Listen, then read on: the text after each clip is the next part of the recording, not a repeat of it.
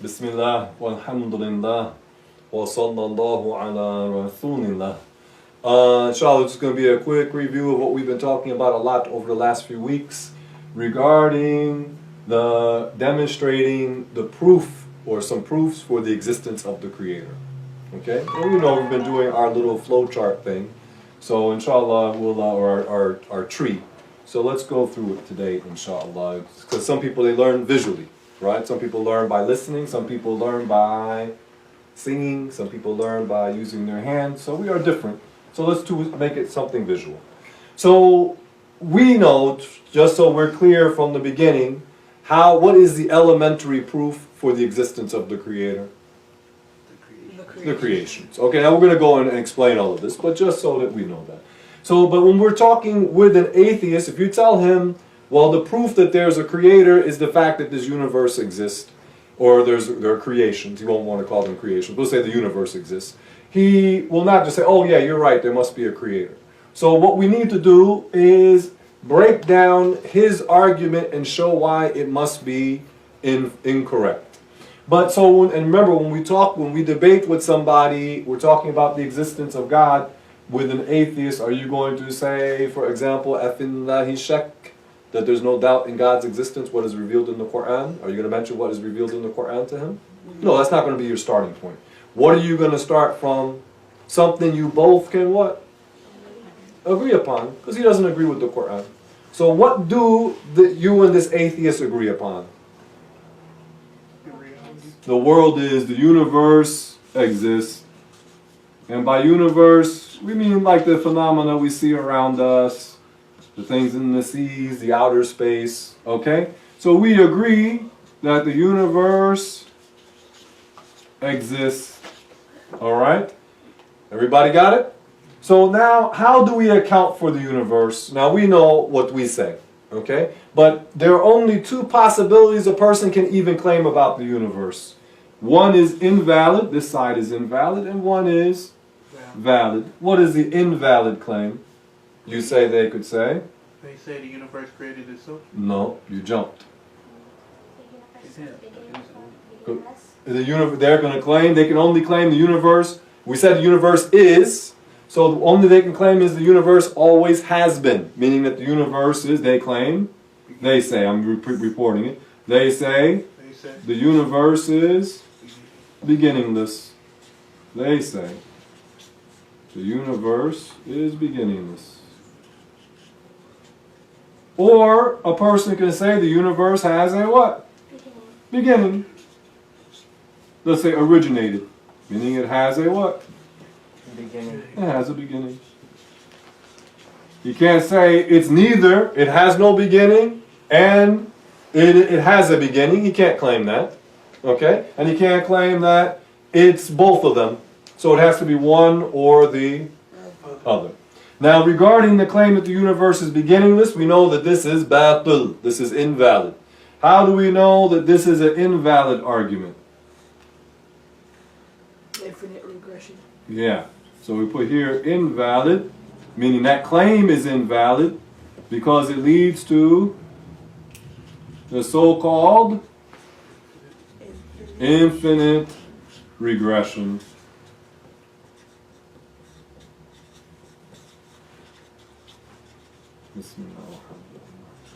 And how do we know that infinite regression is invalid? In brief, if we use this timeline, this is what? The now, the present, correct? Yeah. And according to them, there's a series of events that go back allegedly what? Forever. You follow?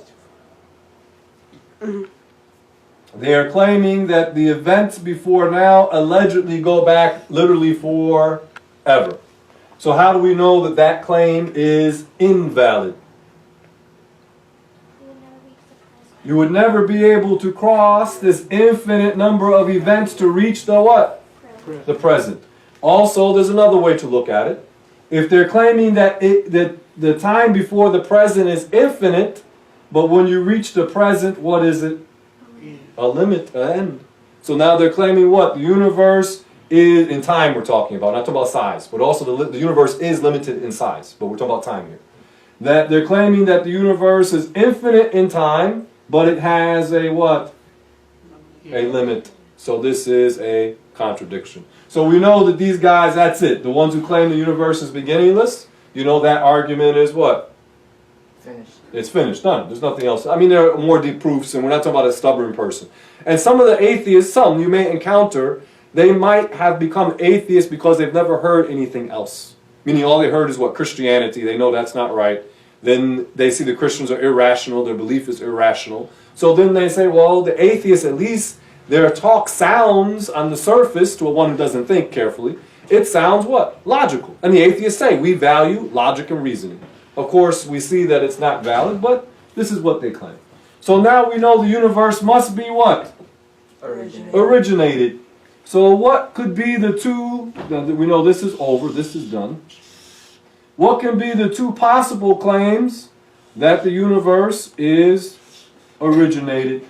What can one say? We say they say. One could say, I mean, it's not valid. One is kufr. Okay, we're not saying like it's a valid position, but it's the only, he only can say one of two. What are they? The invalid one you say, they say first.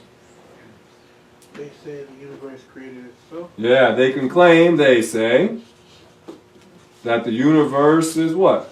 Self-created. All right, and now we know this is invalid. How do we demonstrate that this is invalid? What's our basic statement that we use? Thing must be to do. A thing must be to do.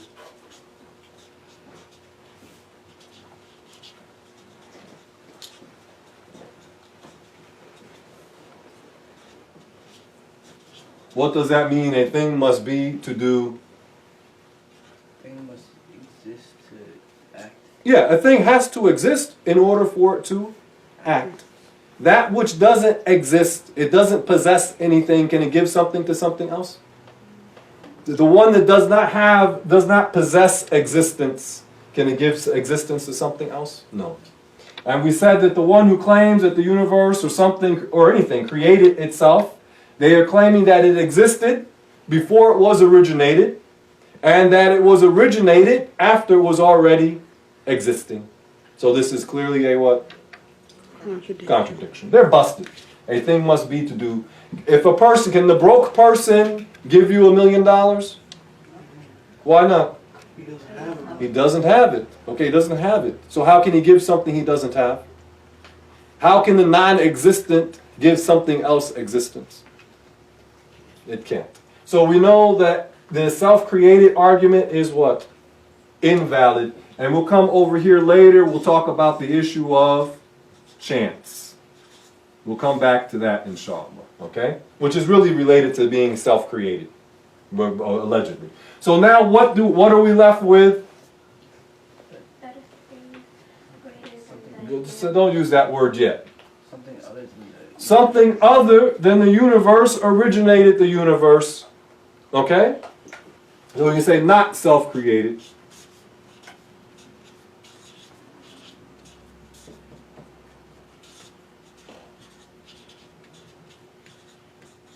And this leads us to when we say the one who created the universe is not self-created. Afwan. The one who originated the universe is not self-created and is not created, period. Is that clear? Not created by itself, and it's not created by something else. Because if it were created by something else, it would still be part of the universe. You follow? So it's not this one who originated the universe is not self-created / not created at all. Not created, period. So then we would know that the one who is uncreated, the one who originated the universe and is uncreated, what will we know about this one? And I'm using the word one. How do we know that there would only be one creator? Go ahead, brother. Because if there were to be two, Mm-hmm. then they would have conflicting interests, Or conflicting wills. conflicting wills. So we know that the one who created the universe is one. There's only one God.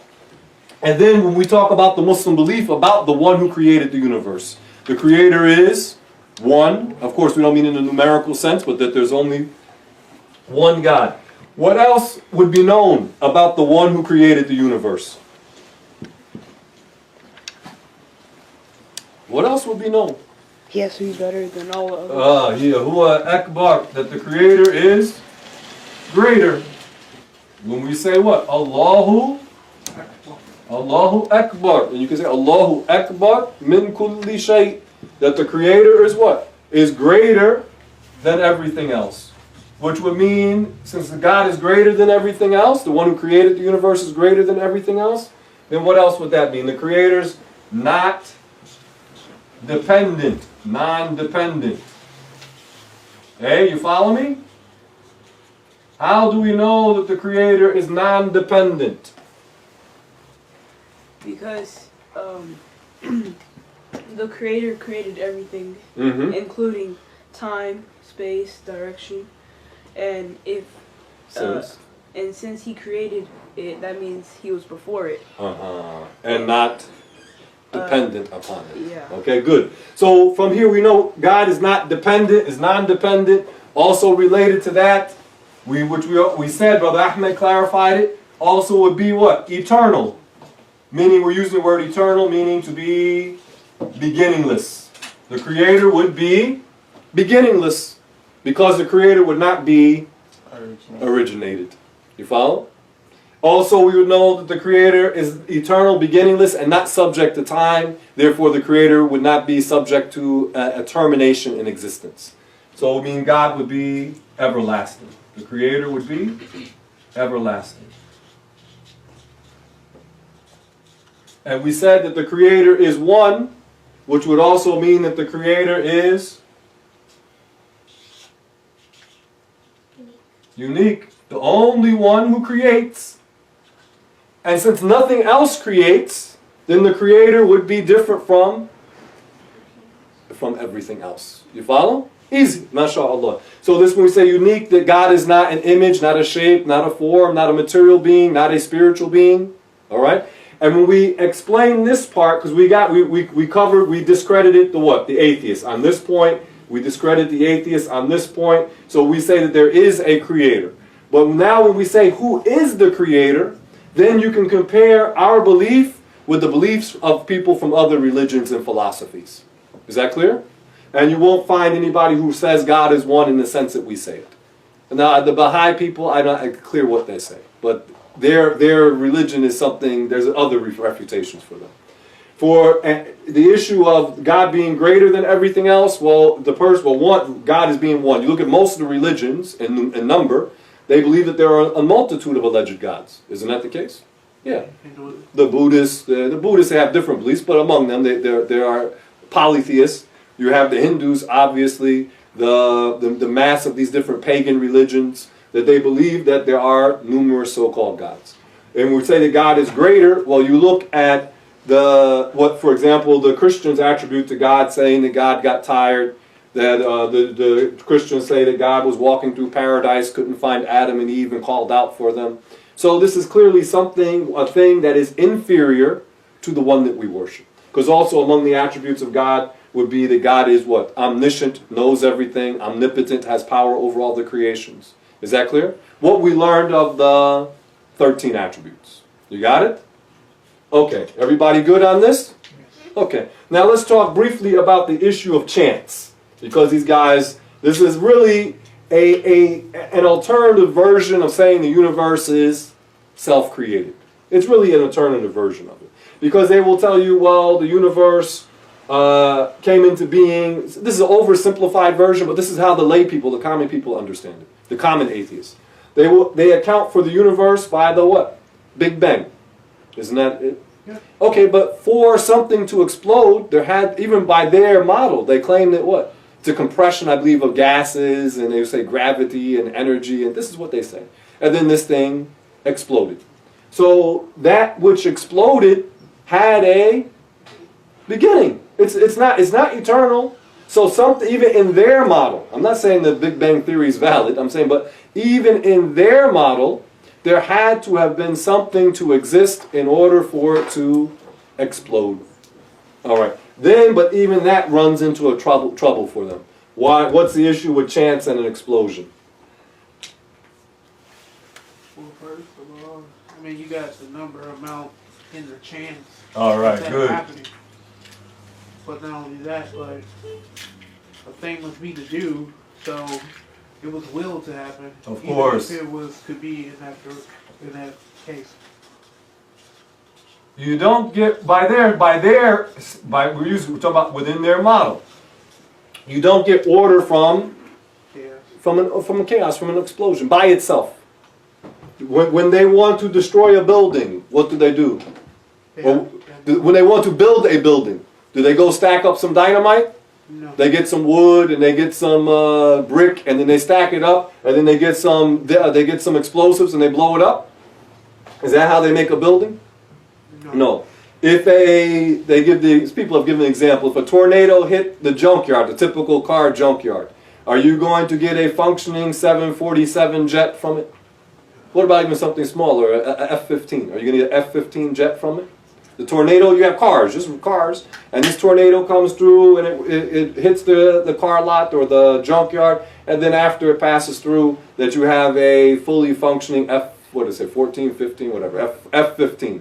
Is that going to happen? And these atheists would never accept for such a thing to happen. But what do they say about the universe?